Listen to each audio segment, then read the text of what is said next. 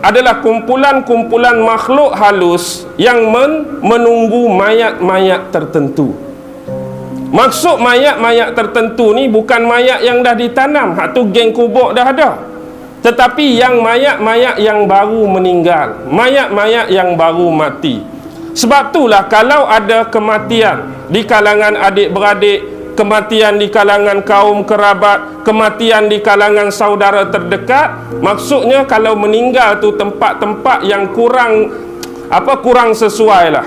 Bukan mati di rumah, kadang-kadang mungkin mati di hutan, mati tengah padan, mati tengah laut. Sebelum kita nak minta pertolongan daripada orang lain, kita nak tinggal mayat tu, kalau boleh tutup mayat tu. Jangan biar dia lagu tu terdedah dan terbuka.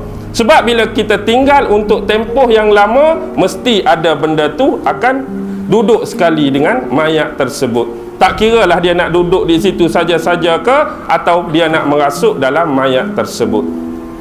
Yang keseterusnya ialah jenis kumpulan-kumpulan yang dia ini menunggu jenis sifat-sifat tempat yang bersumberkan air. Hak ni paling banyak.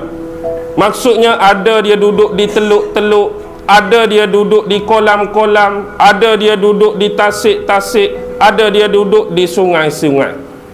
Kadang-kadang ada sumber air yang bersifat lebih luas, iaitu seperti laut.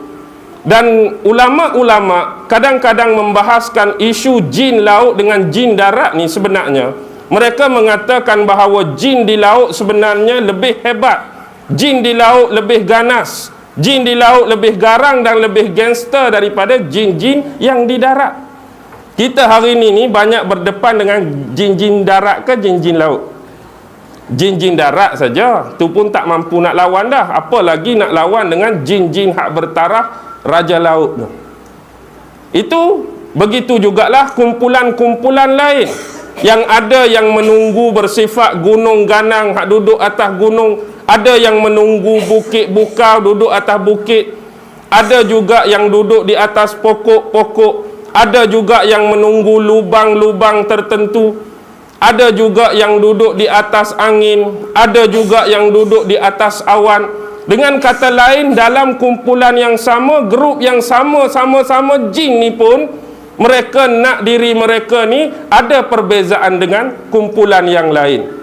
Macam kita lah, kita hari ni mungkin menamakan kita dengan nama kampung. Aku Bayan Lepah, hang Bayan Baru hang tu. Tapi jin pun dia nak, dia dikategorikan dari sudut perbezaan tempat-tempat dan spesifik penilaian bagaimana mereka itu menguasai sesuatu kawasan ataupun sesuatu wilayah jajahan mereka.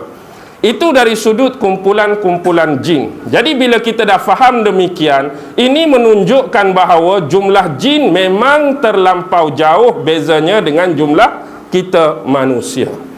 Mereka memang lebih ramai. Sebab itulah seorang ulama kata, kalau ditakdirkan kamu dapat lihat jin ni sama seperti aku dapat lihat jin ni, seumpama aku ambil sebatang jarum dan aku lambungkan jarum ni ke udara. Secara kasar, orang yang tak nampak apa-apa, dia akan nampak jarum tu jatuh ke tanah balik. Tetapi apa yang aku lihat, kamu nak ceritakan ni, ialah betapa ramainya, betapa banyaknya jumlah jin kalau aku lambung jarum ni jatuh atas belakang-belakang mereka. Maksudnya nak bagi jatuh ke tanah tu terlalu susah, terlalu sukar sebab jumlah mereka yang terlampau banyak. Jadi dia perumpamakan kalau lambung benda yang nipis, yang halus macam jarum pun payah nak jatuh atas tanah, boleh kita bayangkan jumlah mereka yang begitu ramai. Jauh berbanding dengan jumlah manusia. Baik, bila kita nak mempericikan secara lebih dalam dan lebih detail sebagai contoh, jin ni ada raja-raja, jin ni ada pemerintah-pemerintah, jin ni ada penguasa-penguasa, dan mereka juga ada kerajaan-kerajaan tertentu. Di darat ada kerajaan-kerajaan tertentu, di laut ada kerajaan-kerajaan tertentu, bawah tanah ada kerajaan-kerajaan tertentu, atas awan, atas angin ada kerajaan-kerajaan tertentu. Kita ni ada kerajaan setakat atas darat saja, atas laut tak ada dah, dalam tanah tak ada dah, udara lagi tak ada. Baik.